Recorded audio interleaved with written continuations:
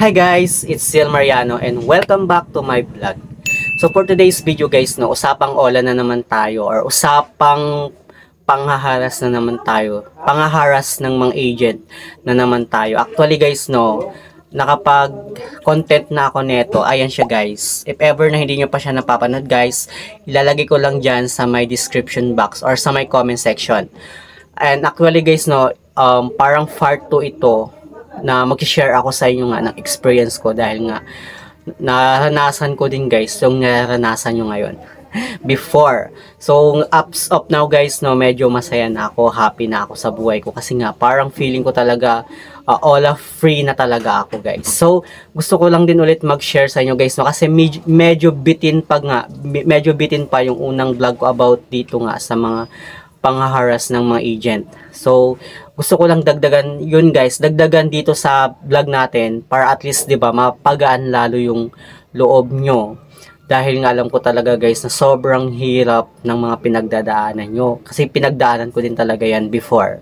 So yung mga kalimitang tanong guys, no, ng mga kapwa natin guys na nagsasuffer ng kanyang depression dahil nga sa mga pambabanta ng mga OLA agent is paano ako nakarecover sa OLA, paano ilang months bago ako nakarecover sa mga OLA, nakaranas din ba ako ng mga pambabanta, pangharas, pananakot, yung mga yan, at ayun, paano ako naging OLA free ngayon. Actually guys, parang feeling ko hindi pa din ako OLA free kasi meron pa naman akong mga binabayarang mga OLA.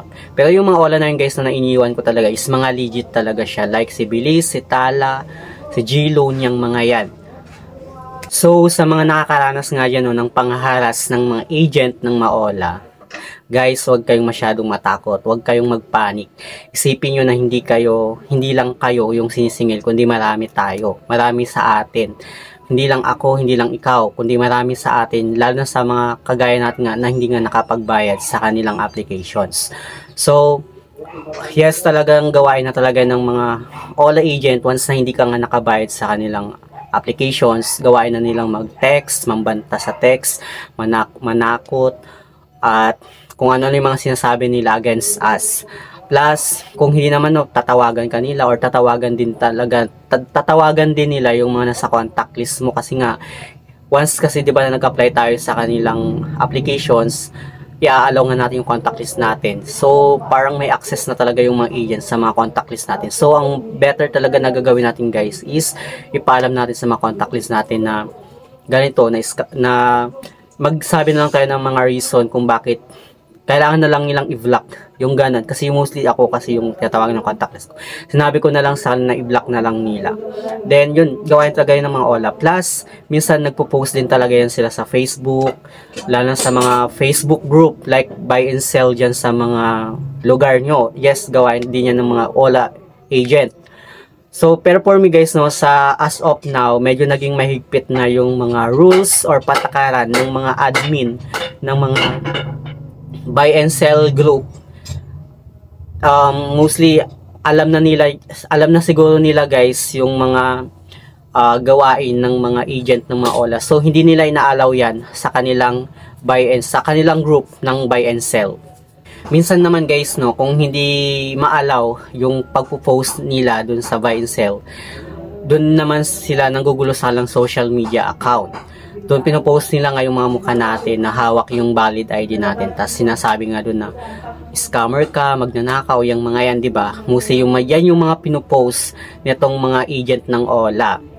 Then minsan nga guys, na pag may access din sa Facebook account mo, gagawin nila is mag-chat sila sa'yo at tapos i-add nila guys yung mga friend mo sa Facebook account mo. So I suggest guys, no, na mag-private na lang kayo ng Facebook account para in case na di kayo ma-search nitong mga agent ng OLA.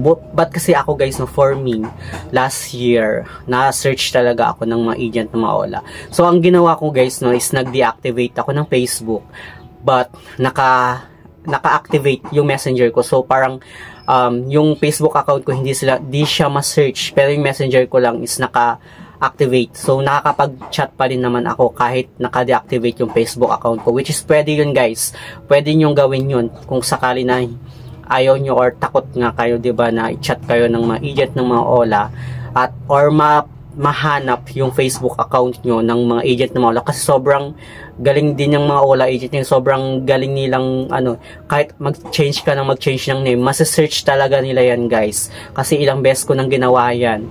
Siguro dahil nga sa link na nilagay ko sa kanilang dun sa kanilang applications, kasi naglagay nga ako ng Facebook link ko, so yun siguro yung sinesearch nila. Kaya if I were you guys, mag-change na din kayo ng link nyo sa Facebook. I think pwede din yung gawin guys, para hindi nga kayo ma-search nitong mga agent ng mga OLA. Almost 9 months na guys, almost 9 months na since hindi ako nakapagbayad nga sa OLA. And as of now talaga, nakaka-receive pa din ako ng mga text blast nitong mga agent ng mga OLA. So, hindi kasi talaga yan sila titigil hanggat sila hindi sila nakakapaningil sa'yo. And after nun guys, nakaka-receive din ako ng mga, until now, nakaka-receive pa din ako ng mga calls from agent ng mga OLA. Pero lahat yun guys, ng mga tawag nila is naka-spam calls or napupunta sa spam call. So, hindi siya nagde-direct sa akin or wala akong na-receive na tawag. Makikita mo na lang siya guys na madami na silang calls doon at doon sa may spam calls. So, pwede yung spam calls na lang guys yung mga number or mag-spam calls na lang kayo para hindi nyo ma-receive yung tawag nila nitong mga agent ng mga OLA. So ayun nga guys, yung kwento ko sa inyo last year, diba, nung hindi nga ako nakapagbayad sa mga OLA. Siyempre, mga weeks before yon, sobra talaga yung mga pangharas nila to the point na nagbabanta na sila. Naranasan ko talaga yan nung time na yan guys. So ang ginawa ko guys, nag-turn off SIM ako. 2 SIM ko na naka-turn off since naka-wifi naman kami. So yung naka-turn off SIM lang ako guys, wala akong na-receive na mga text or tawag ng mga OLA. So pwede nyong gawin yun guys for your peace of mind, para hindi kayo masyadong mai-stress sa mga pananakot nitong mga agent. Yun, kung naka-wifi naman kayo guys, pwede kayong mag-turn off SIM at hindi yun masama. Pwedeng, kasi yun din talaga guys ginagawa ng iba nung time na hinaharas nga sila ng mga agent ng mga OLA. And nung time na yun guys, na nung hinaharas na nga ako, dumating talaga ako guys sa point na wala na akong ganang kumain, ayoko nang lumabas ng bahay, gusto ko lang magkulong sa kwarto kasi nga parang nakakawala talagang gana. Tapos parang nakakawalang gana din guys mag social media. Parang gusto mo lang matulog yung time na yon. Even nung, di ba, mga may tindahan ako, so minsan talaga tinatamad talaga akong pumunta sa palengke. Ayoko talagang lumabas, sobrang takot ko talaga nung time na yon. Pero nalabanan ko yun guys after 2 months na hindi na nga ako naka-receive. Ang dami, nagbabasa lang ako talaga sa mga posts ng ibang mga victims ng mga OLA. Then, nanonood din ako sa YouTube kung paano. Nanonood din ako din sa YouTube guys ng mga advice about nga sa mga pangharas itong OLA na to. Bago ko nalampasan guys yung mga pangharas nila at hanggang sa natuto na akong maging manhid sa mga text blast nitong mga agent ng mga OLA. At as of now talaga guys, nakaka-receive pa ng text, pero dead man na lang sa akin kasi nga natuto na nga ako. Alam ko naman guys na marami sa inyo dyan is halos sobra na yung depression nila. Takot nang lumabas ng bahay kasi nahihiya na sarili. Plus, wala nang ganang kumain, wala nang ganang kumilos, parang gusto mo lang umiyak. Yung mga yan, actually naranasan ko din yan before kasi talagang sobrang depressed ako nun.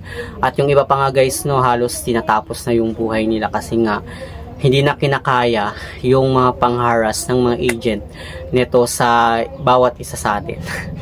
Pero ang advice ko lang talaga guys, huwag kayong matakot, huwag kayong magpanik. Isipin nyo na hindi lang kayo nag-iisa, marami tayong mga victim ng mga OLA.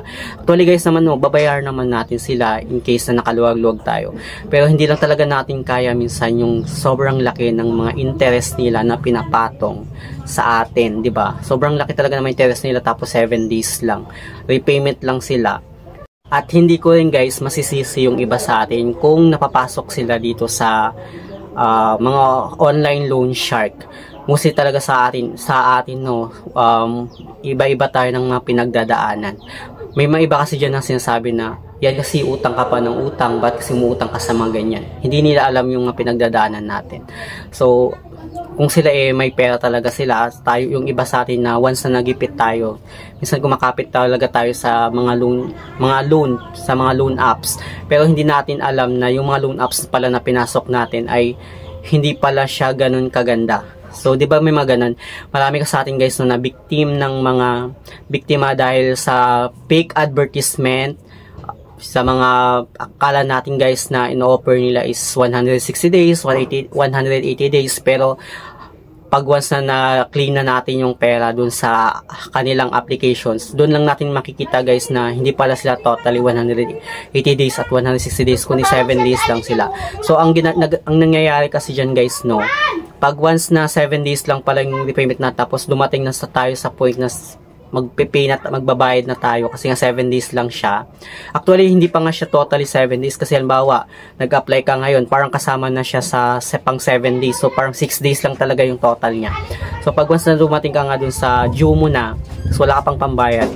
So, ang mangyayari kasi dyan guys, no, magda-download ka ulit ng ibang loan applications para maipantapal dun sa una mong inutangan. So, yun yung mga nangyayari hanggang sa nagkaroon na nga ng tapal-tapal system. Which is, nangyari na talaga sa akin yan before. At dahil nga sa tapal-tapal system na yun guys, no, marami sa atin nalubog or nabaon sa utang dahil sobrang laki ng kanilang interest in just 7 days. Tapos, ang laki pa ng kinakaltas sa atin, tapos ang liit na lang ng amount na ma-receive natin. So, hindi talaga siya totally makatarungan guys. Kahit sabihin mo na registered sila ng SEC, hindi naman sila sumusunod sa tamang interest nitong si SEC. So, paano nga ba ako naka-recover sa OLA? So, ayun nga guys, no, di ba? Nung mag-due na ako sa 4 na OLA ko, tapos halos magkakasunod yun guys, no, kasi nga 7 days payment lang sila. So, sinabi ko dun sa isang OLA na, nung first na due ko na, sinabi ko na hindi muna ako makapag-settle ng payment kasi nga halos hindi ko na talaga alam kung saan nakukuha ng pera. Nalubog na talaga ako nung time na yon. At wala na akong mailalabas na pera. So, kinausap ko yung agent, tapos sinabi ko na kung pwede, yung principal amount na lang yung babayaran ko. Pero hindi siya pumayag kasi nga may hinahabol silang quota yung mga agent na yan. So, at after nun, sobrang sakit na ng mga chinachat nila to the point na nangaharas na sila, ganito, ganun. Ang dami ng mga pambabanta sa akin. Kaya nung time na yon, hindi ko na lang pinansin. Pero nung time talaga na yun, depressed talaga ako kasi hindi ko na alam kung anong gagawin ko. Kasi ang hirap talaga nilang pakiusapan. So, after nun, mag-due na naman ako sa OLA ko. Ganon din yung sinabi ko sana na kung pwede yung principal amount na lang yung babayaran ko. Or yung amount lang na nasip ko yung babayaran ko sana para matapos na at hindi na ako uulit pa, sabi ko. Pero hindi din sila pumayag yung mga agent. Then, hanggang sa sunod-sunod na yun guys, no, na hindi pumayag yung mga agent at sunod-sunod na din yung mga pangharas na at pambabanta kasi nga meron silang sasabi pa nga ng mga agent sa akin na ba't kasi utang ka ng utang tapos hindi mo naman pala kayang bayaran even yung interest niya. Ganun yung mga pinangkuhanan ng mga agent, tapos dumating talaga sa sobrang sakit na ng mga pambabanta nila sa akin. So after nun, halos depressed na ako. Yung ginawa ko na lang guys, no, nag-turn off SIM ako. At yun yung best way talaga guys, para wala tayong ma-receive ng mga text nila. At least napakiusapan ka na sila, pero ang hirap nilang pakiusapan. And yung time na yun guys, no, na nakapag-turn off SIM na nga ako, tumatawag naman sila dun sa mga contact list ko na ganito, hindi daw nakapagbayad sa gito. Which is medyo sobrang nakakakaba din kasi guys, no. Kaya naman nag-explain ako sa kanila na ganito, na i-block na lang nila kasi kasi sinabi ko sana na may utang ako sa nila, pero nga hindi ko na kayang bayaran kasi nga sobrang laki ng interest nila. So yun, naintindihan naman ako nung nasa contact list ko. Kaya ang ginawa nila is linak na lang nila yung mga number ng mga agent na tumatawag sa nila. So kahit pa paano gumaan-gana din yung pakiramdam ko nung time na yon. Pero nandun pa din talaga guys yung depression ko talaga. Wala akong gana talagang lumabas ng bahay, wala akong gana kumain. Nilalaban ko talaga yun guys, no. Almost 2 months. 2 months ko din na-recover yung sarili ko. Na natuto na akong maging manhid at wag nang tipo na wag na lang pansin itong mga text at pananakot nitong mga agent ng mga OLA. Even sa email talaga guys, nag-i-email yung mga yan na ganito daw, kakasuhan ka daw ng estapa or small claims nitong mga agent ng mga OLA. Pero lahat yan guys, no, hindi yun totoo. Kasi pananakot lang nila yung mga yan para lang makapagbayad ka nga sa kanilang applications. And actually guys, no, ilang beses din akong naka-receive ng mga text nila na pupunta nga daw sila sa barangay for settlement, which is hinintay ko sila ng ilang days pero hindi sila dumadating. Kasi alam nyo ba guys yung reason, hindi talaga yan sila pupunta kasi takot yan silang magpakita ng kanilang identity. So kung sakaling magte-text sila sa'yo na pupunta kami sa barangay nyo, ganito, so i-ready mo na yung self mo, kukuha sila ng gamit yan sa bahay nyo, huwag kayong maniniwala guys. Then, text nyo na lang sila, sabihin na lang na, sige, punta kayo dito, ganyan. Pero, syempre, huwag na lang kayo, actually, huwag na lang silang i-text or huwag na lang pansinin talaga guys. At yun yung best way na para males yung ating takot sa mga agent ng OLA. Wag na lang natin sila pansinin, magpakamanhid na lang tayo or deadmahin na lang natin lahat ng mga text nila.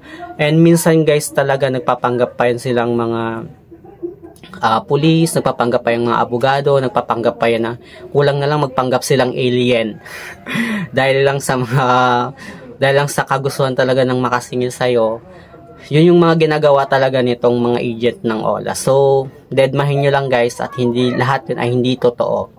Pero guys, no, hindi ko sinabi na takasan natin yung mga utang na sa kanila. Responsibilidad pa din natin na bayaran yung utang natin sa kanila. Sakaling nakakaluwag-luwag ka na, why not nabayaran mo lang kahit lang yung principal amount mo. Pwede mo namang bayaran yun guys. In case na makipag-settle ka sa nila. Plus, humingi ka din guys ng receipt na in case guys na magbayad ka ng yung principal amount, humingi ka ng resibo na nakapagbayad ka nga sa ganito. Para in case na bigla ulit silang sisingil sa'yo kahit bayad ka na, at least meron ka ng maipapakitang evidence na nakapagbayad ka na or nakapag-settle ka na ng payment mo sa kanila. Pero natatakot ako na baka mag-home visit sila sa bahay. Actually guys, no, hindi sila nag-home visit itong mga online loan shark. If ever man na may nag-home visit na mga loan apps, ito ay yung mga si Digido, si Cashmart, si Cash Express. Yan lang yata yung alam kong nag-home visit, pero around NCR lang. Hindi sila nag-home visit sa Mindanao at Visayas. Pero dyan sa Metro Manila is nag-home visit yata sila. Pero mostly sinasabi ng mga na-home visit, nagbibigay lang daw sila ng letter, then aalis na agad.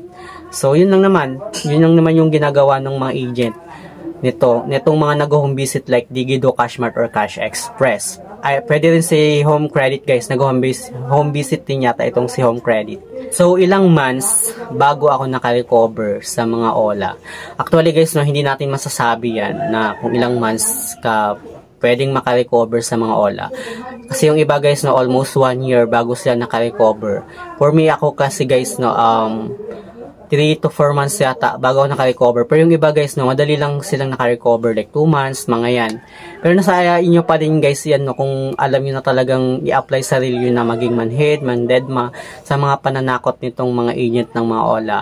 Madali ka lang makaka-recover as long as hindi ka nagpapa-apekto sa mga sinasabi nila sa mga text blast, sa email, or sa pananakot na ipopost ka nga daw sa Facebook, which is gawain talaga ng mga OLA at hindi na yan bago sa mga victims kagaya ko. Kasi nga ako tong time na talaga na piling ko na post na din ako sa Facebook. Hindi ko na lang pinansin guys, dinedma ko na lang kasi wala na din naman akong pakialam. Kasi nga yung mental health ko talaga guys yung iniisip ko. Kasi kung magpapa-apekto ako guys no walang mangyayari sa akin, ganun yung ginawa ko. So inisip ko na lang yung mental health ko na karapatan ko ding maging happy, na sumaya, at karapatan ko ding matanggal yung stress ko dito sa mga OLA. So yun yung mga ginawa ko guys. Deadman lang ako at hindi na ako nagpapa-apekto sa lahat ng mga text at pananakot nila. And alam nyo ba guys, no, na una talagang target ng mga agent ng mga OLA is yung ating mental health. Once nga na hindi nga tayo nakapagbayad sa ng applications. Kaya guys, ingatan yung mental health nyo.